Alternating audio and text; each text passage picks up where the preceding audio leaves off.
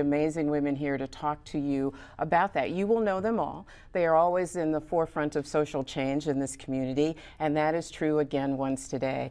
I'd like to introduce you again this morning to Toledo City Council President Paula Hicks Hudson. We've been playing with that name all morning today, so welcome. It's so good to have you here. State Senator Edna Brown. Everyone knows Edna Brown. Thank you so much, and thank you for so much for everything you do for this community. We really appreciate this. And Executive Director of Assets Toledo. It's an organization that teaches folks about the very essential things required for running a successful business.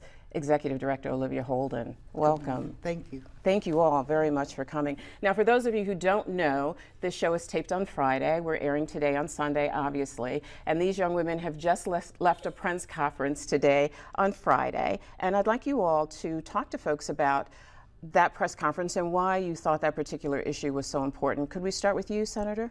Thank you very much, Donnie, for having us today and helping us to get the word out on this very, very important workshop that we are going to be putting on here in Toledo.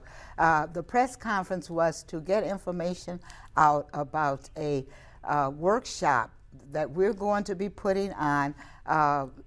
President of Council Hicks Hudson and I had a conversation back a few weeks ago after we had seen some minority contractors complain that they were unable to get contracts building some of the new homes in the central city.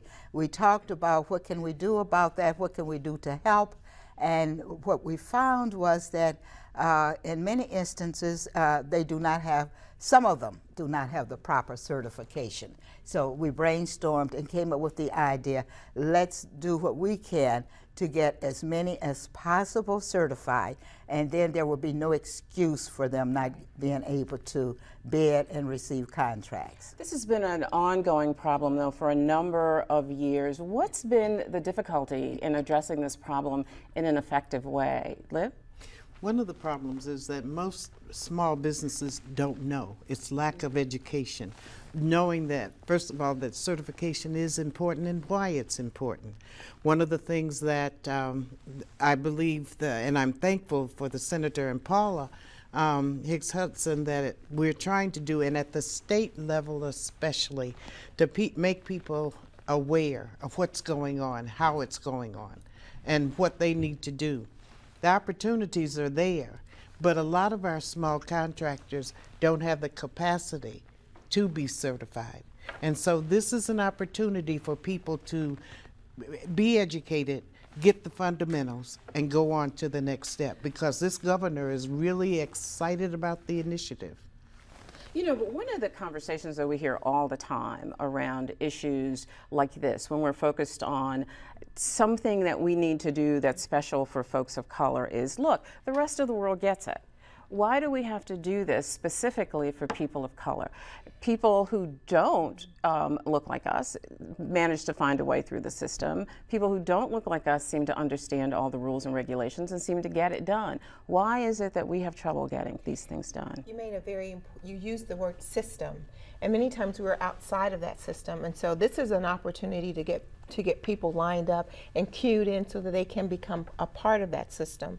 We have our, we have we have formal systems, informal systems. Absolutely. And so the formal system is the one that we're talking about today, which is how to get folks teed up, ready to be able to go after those contracts, whether they're construction contracts, supplies, goods, services, whatever it is, because as you can see, there is a lot of construction activity going on in the city of Toledo, and I think it's important and incumbent that we allow those folks who are able to, who have those businesses, to get access to those opportunities. So I think that's the main problem, is that there's, as Olivia said, lack of education, lack of information. So this is why we're doing this workshop, to make sure that folks will have that information. And it's a two-stage workshop. The first one is for like a pre-bid, where Olivia and David Wood, who's the local MBE office in here in Toledo, they're going to talk to the folks who come about what it means to be certified, what it takes to be certified.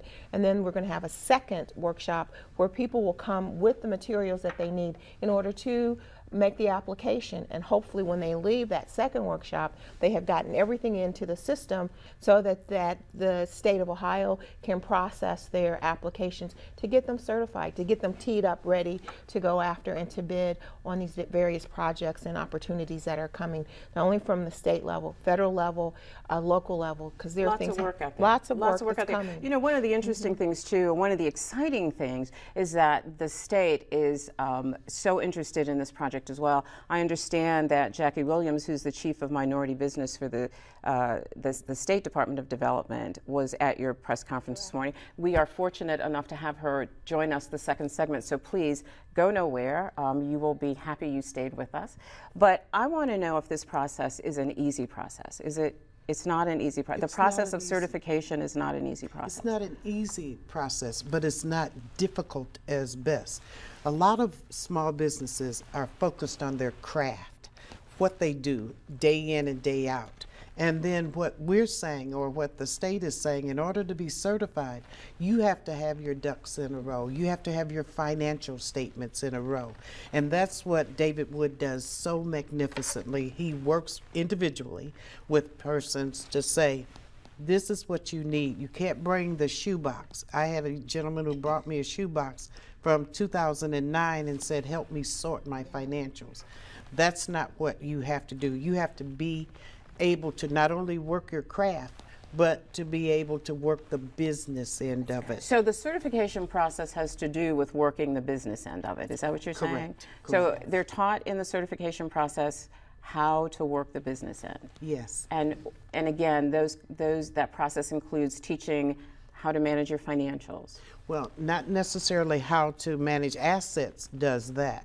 But when you come for certification, what happens is that you say, listen, you must have your financials. Are you a legitimate business? Because that in the past Well, what has does been a that problem. mean? Tell folks what that means to be a legitimate business. In order to be an MBE, you must have 51% ownership. In the past, there was something called pass-throughs. And pass-through is where a majority person would say, oh, I'm going to have a front of a minority person so I can get a contract. So what certification is really saying to everybody is this is a bona fide minority business. And so you have to have all the ducks in a row. You have to be legitimate, a minority-owned business, owning 51%, and you have control over that business.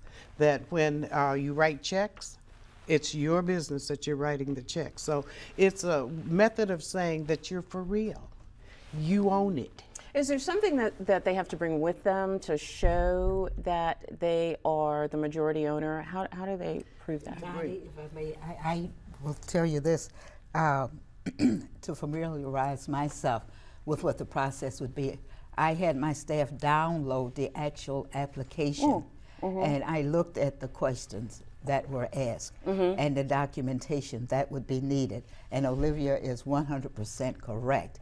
The questions on there, those are the questions that are asked, and then it actually lists the documents which will be accepted as proof of the 51% minority ownership. Okay. It also not only proof 51%, but proof that you are a minority, such as a birth certificate or what have you, showing it. So it's not difficult.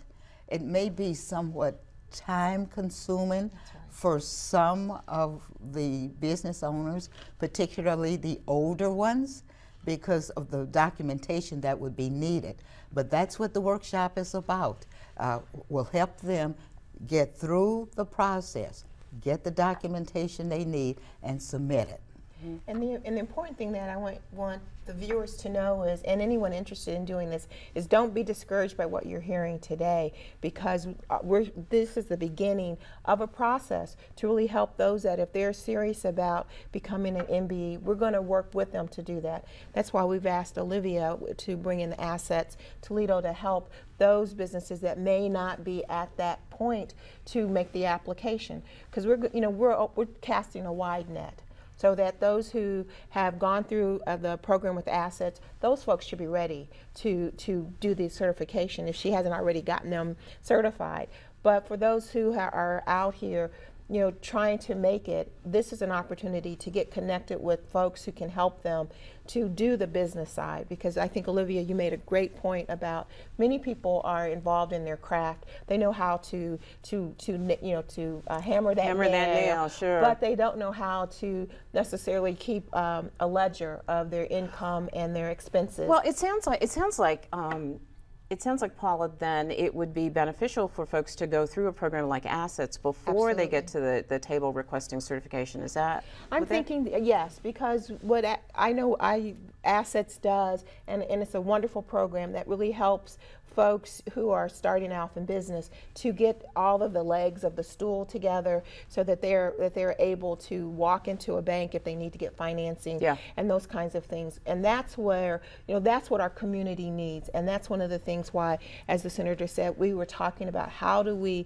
address the problem rather than make the lamentations about the problem. Yeah. And this is where we are right now with moving this forward. So I am excited about the fact that the state is partnering with us. I'm excited that Olivia and Assets Toledo is at the table. Also, another partner is Local 500, the laborers union. They're willing to help us in any way that we can to either providing facilities or opportunities to help us get the word out to folks within our community that this is an opportunity to stop making those that's right, and I call moving them forward in a lamentations. positive. We Yes. get it though. Yeah. In a positive way. Yeah. Listen, we are going to go to break for just a second. Please stay with us. When we come back, we will be joined by Jackie Williams. We'll see you in just a moment.